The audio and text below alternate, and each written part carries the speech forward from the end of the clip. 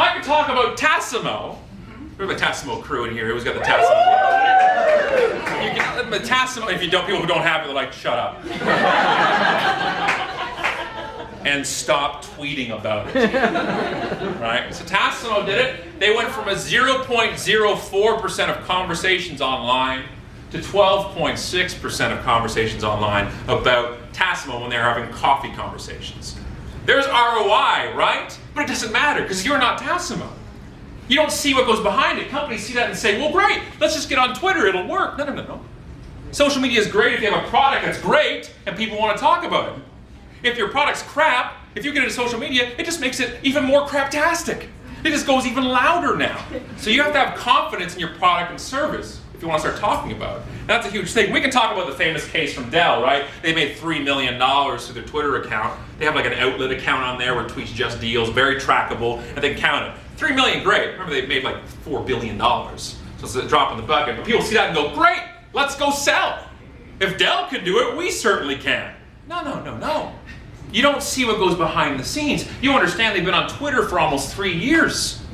Nobody sees that. That's the danger. ROI is a very, very dangerous topic to talk about with companies. If you're a consultant and you're trying to bring social media in, saying ROI is dangerous because you don't see what's behind the scenes here. You don't see that they had to convince, Ogilvy had to convince Kraft to bypass their TV market, their $5 million market, and instead buy 1,000 machines and give them to social media influencers' hands. You didn't see that the way Dury, who runs their social media and the digital side of Ogilvy, was awesome because the way he emailed some of us in this room, the style he did it, made me want to use it. Yes, some people got it. So you got, don't say you got 2 of them in this room. You got a lot of people who want a machine.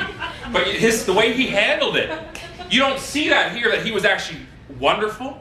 The way he styled it, the way he approached you was great. But you don't see that when you just show somebody a number. That's dangerous. If you have a prick running your campaign, this ain't happening.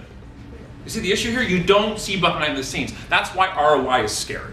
Because it's never accurate. ROI never is. Right? Numbers are just numbers. Stats are just stats. So that's why I don't focus on things. But people get a lot of things. People get things like book deals. Yes. Who's got 2 thumbs in a book deal? This guy. But so I'm walking proof that it can work. The problem is I can't say this to a client. I can't say, well, Twitter got me a book deal. It's coming out in September 2010. By Wiley. No? All right. So, but here's the problem. If I say, hey, I got a book deal, I'm doing a disservice to other people who are consultants out there saying, well, I guess I can too. You don't see what goes behind the scenes with me on Twitter. You don't want to see what behind the scenes with me, right? You don't know that in January of 2009, when I really started concentrating on Twitter, I tweeted 7,000 times that month. I lived on Twitter. I told my assistant, thanks, I won't be around for a month.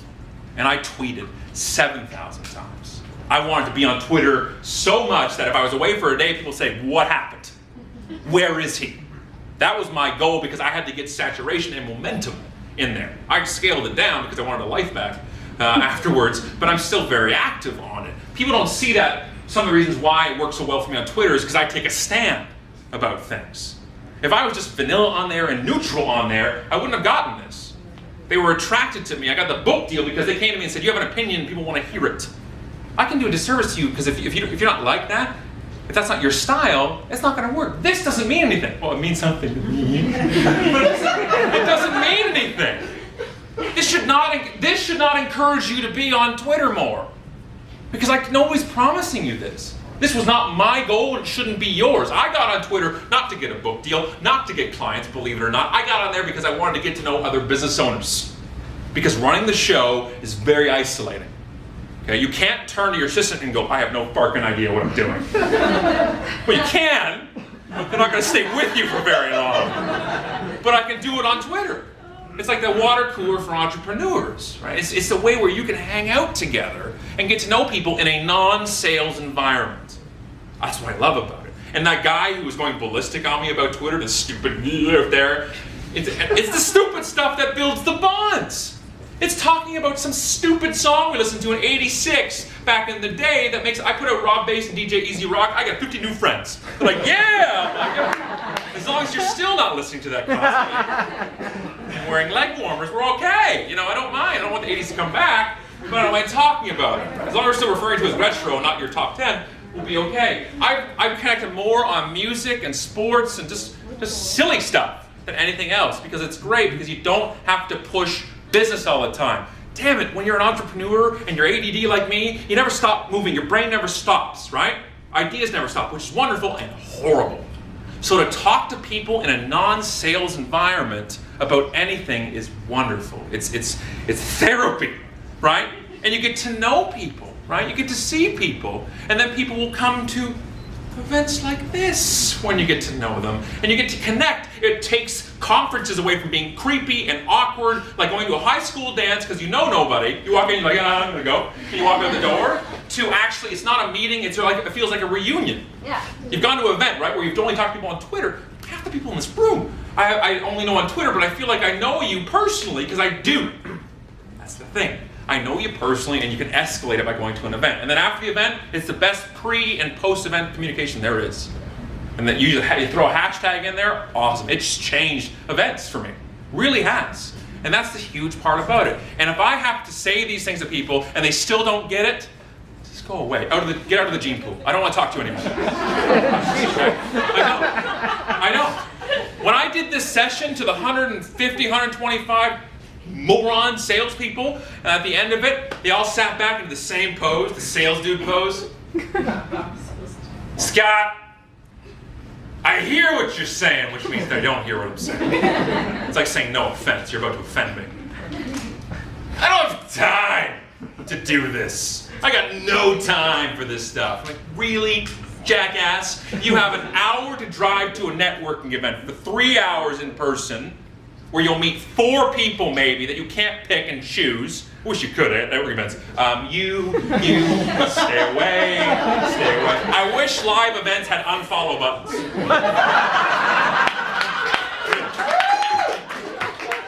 If they had unfollow, I'd go to them all. You sit there, you're talking, like, and then I like giraffes. They're like, great, unfollow, and they just disappear. I would go to every event there is out there, right? Unfollow. There's like 4 people, you all love each other, and one dude walks in, you're like, and they have to turn around. I just don't see you unfollowing them. Go away, right? That's what I want. Or the follow button, but then we're touching each other, it gets awkward. So, but they'll go to the networking event, right? They'll drive an hour, go for 3 hours, where you risk being cornered by the creepy dude with scotch. Right? He walks up and you can't get, there's no exit plan you've got. You're patting on your head for your friend to see you, but they don't actually see you, and they never rescue you, like Seinfeld.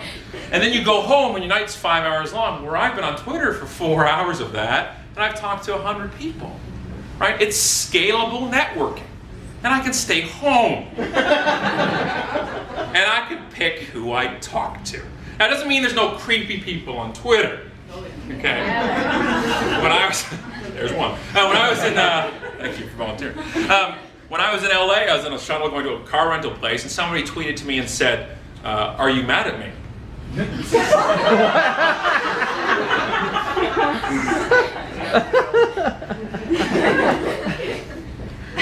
Well, Jeff, I don't know you, actually. I don't know who this guy is, and he had a black and white photo that looked like this.